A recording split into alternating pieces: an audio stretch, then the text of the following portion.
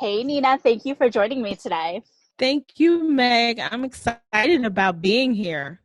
I am super excited. You are one of our amazing speakers for the Become Influential Virtual Summit, which is happening June 8th through 12th. And you're going to be presenting on Wednesday, June 10th, our day devoted to social media, which is one of my absolute favorites.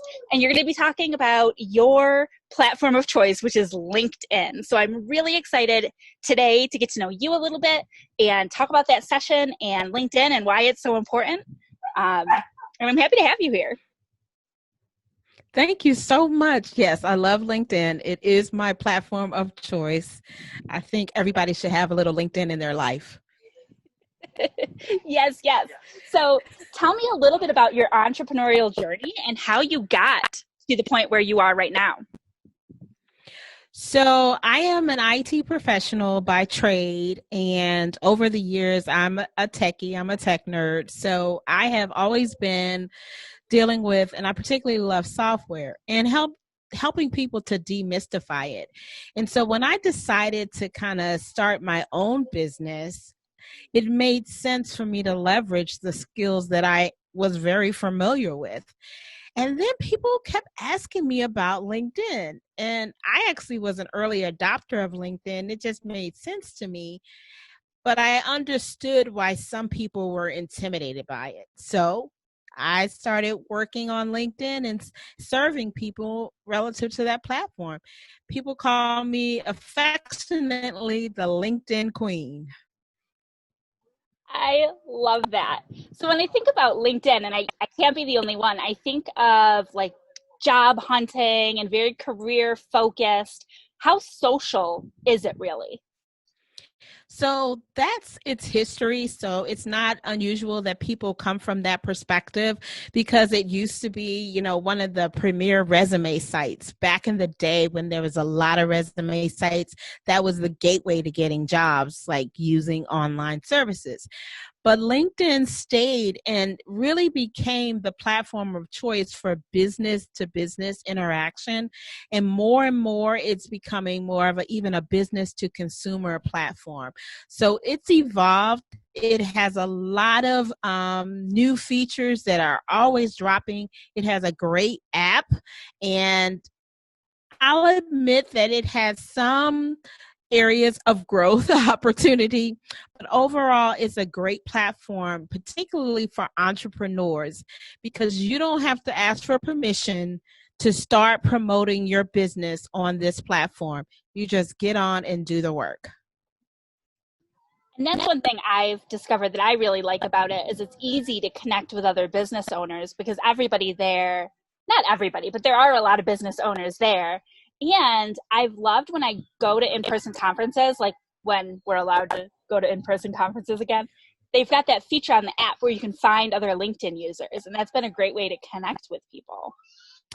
It is. It is actually one of the best apps when it comes to networking, as far as really getting contact with people. To your point, the find, nearby feature, as well as you can have your QR code and somebody can just scan it.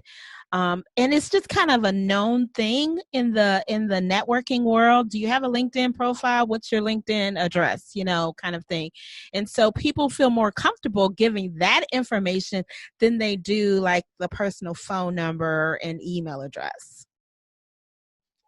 Now, you're going to be talking about LinkedIn at the summit. Can you tell me exactly what you're going to touch on? Because I feel like even LinkedIn is very multifaceted. So if you're not involved in LinkedIn right now, or not super involved, you may not even know all of the things because they've got business pages and they've got all sorts of things just like Facebook does. What exactly are you going to be showing us?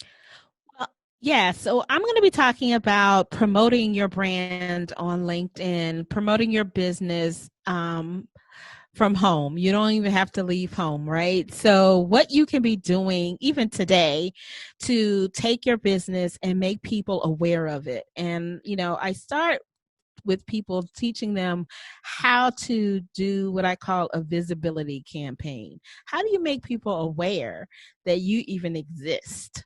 And because that's the first step, right? So I'll be giving some tips and some actionable steps on how you do that. Are there any businesses that aren't a good fit for LinkedIn? Well, I I can't think of one at this point. What I would say, a lot of people that ask me who sell physical products, um, how do they do that? Because a lot of companies that are promoting and businesses and entrepreneurs are very service based. It is not real common that you see a lot of physical products, but you have to have a strategy when you have physical products. You just don't post the product and hope people say, oh, I want that. You get to use LinkedIn to show people the value of the product, how they should be using the product in their day-to-day life. How does it help them?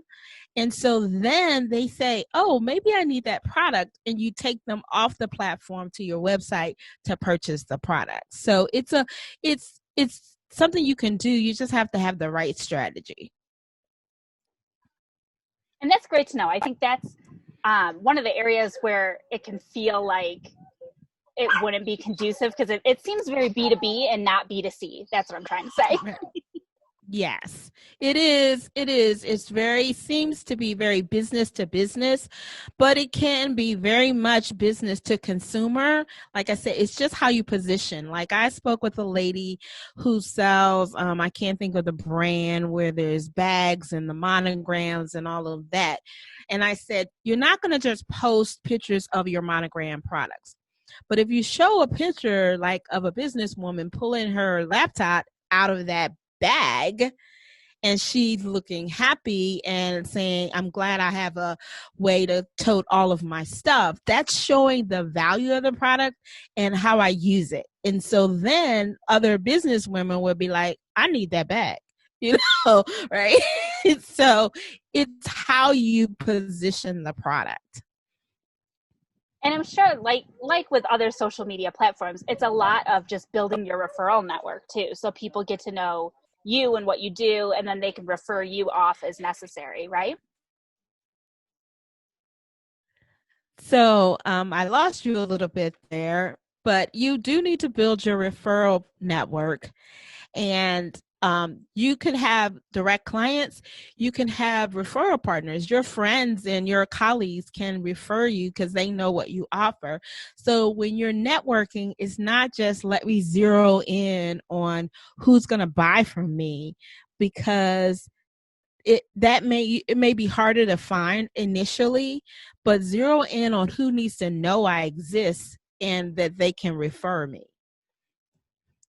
Now, as somebody who admittedly doesn't spend as much time on LinkedIn as I probably should, I'm much more a Facebook girl. I have a question that kind of teeters into the personal side of things.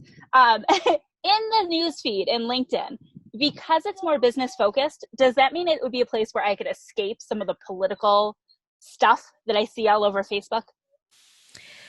I in my news feed, I see very little political stuff. I won't say there's none, but it's definitely not the Facebook approach, because it is considered very business oriented, and people tend to be very careful on expressing their political views. It's kind of like you don't walk up into a work conference room and start talking about that, because you don't know who feels what way in sitting around the room. You could be offending your CEO. So people are very sensitive to that. And so likewise on LinkedIn, they tend to act in the same way. Well, I definitely like that. I find that I'm getting more and more overwhelmed despite all the filtering options, that we have on Facebook, with some of that stuff that kind of just derails me from working on business. So that's one thing that I think I was hopeful LinkedIn might provide as a good reason to spend some more time over there. Yes, I think so. And there's a lot of I find that LinkedIn also gives me a lot of learning opportunities. because it is focused on business, and you can just you can get connected to a lot of different people and resources that will help grow your business, will teach you some business techniques, and it's all focused in that direction. There's so many influencers that are just delivering content on a daily basis that's this phenomenal. Awesome. Well, I feel so grateful and so lucky that you were able to find time in your busy schedule right now with all the craziness going on in our world to not only join me for this interview, but also to join us for the Become Influential Virtual Summit. As I mentioned before, you're going to be speaking on Wednesday, June 10th, which is our social media day. And I encourage everybody who's listening to grab your free ticket and make sure you do not miss Nena's session, because like Nena, I believe that LinkedIn is a platform where we all need to be as we're building and growing our business. Thank you so much for this opportunity, Meg. This is what I love to do. I love to support people to help them become successful on whatever they're trying to do. LinkedIn is my platform of choice, and I am excited to be a speaker on this summit. So I look forward to seeing everybody there. Thank you. See you soon. Bye.